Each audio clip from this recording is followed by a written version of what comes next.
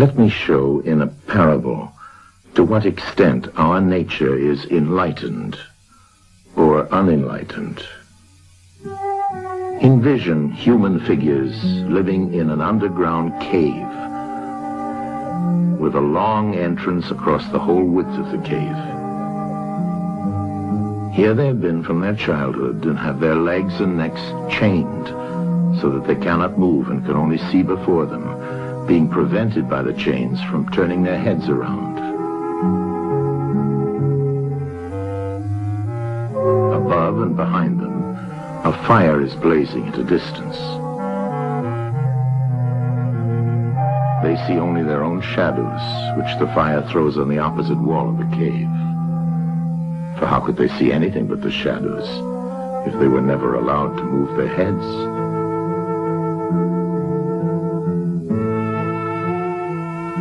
Between the fire and the prisoners, there is a raised way and a low wall built along the way like the screen which puppet players have in front of them, over which they show the puppets.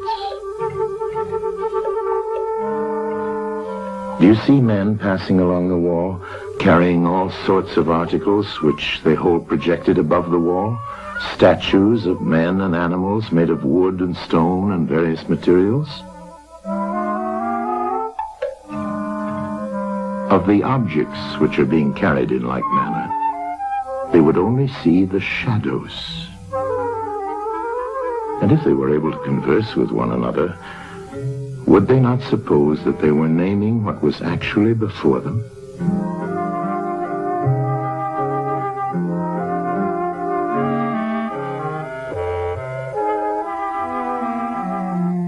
And suppose further that there was an echo which came from the wall. Would they not be sure to think, when one of the passers-by spoke, that the voice came from the passing shadows? To them, the truth would be literally nothing but the shadows of the images.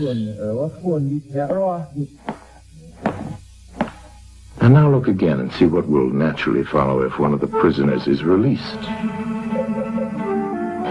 At first, when he is liberated and compelled suddenly to stand up and turn his head round and look towards the light,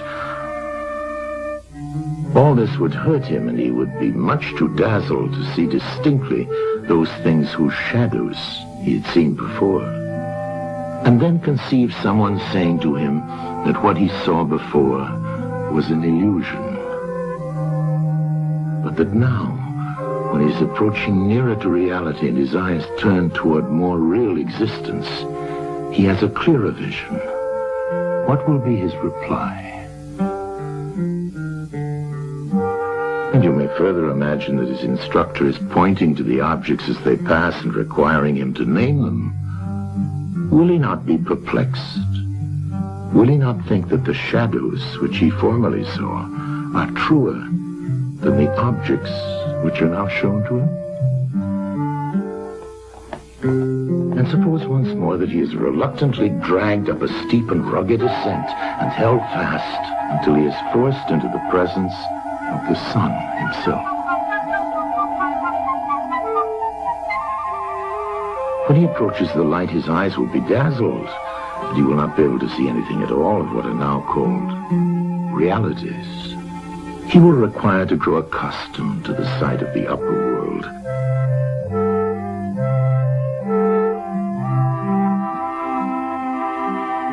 And first he will see the shadows best. Next, the reflections of objects in the water, and then the objects themselves. Then he will gaze upon the stars and the spangled heavens, and the light of the moon. He will see the sky and the stars by night.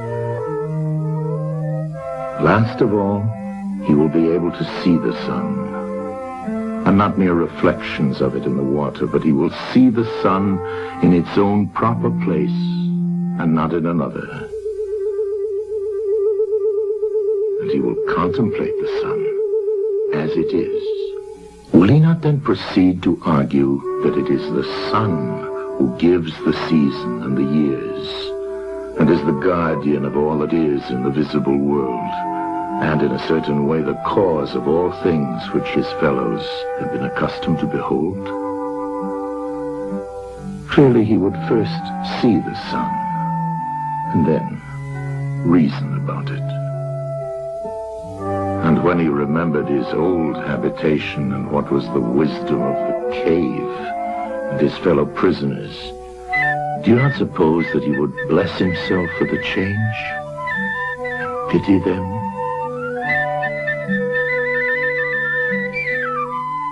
And if they were in the habit of conferring honors among themselves on those who were the quickest to observe the passing shadows, and to remark which of them went before and which followed after, and which were together, and who were therefore best able to draw conclusions as to the future, do you think that he would care for such honors and glories, or envy the possessors of them? Would he not say with Homer, "Better to be the poor servant of a poor master, and to endure anything rather than think as they do, and live after their manner"? Imagine once more such a one coming suddenly out of the sun to be replaced in his old situation. Would he not be certain to have his eyes full of darkness? And if there were a contest of measuring the shadows, and he had to compete with the prisoners who had never moved out of the den, while his sight was still weak, and before his eyes had become steady, wouldn't they all laugh at him and say he had spoiled his eyesight by going up there, and that it was better not to even think of ascending?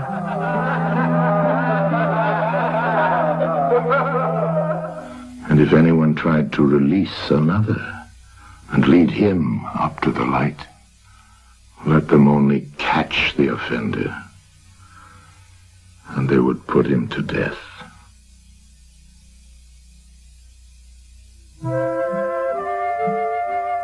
It is the task of the enlightened not only to ascend to learning and to see the good, but to be willing to descend again to those prisoners and to share their troubles and their honors, whether they are worth having or not.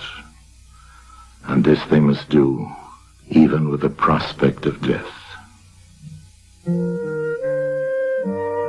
They shall give of their help to one another, wherever each class is able to help the community.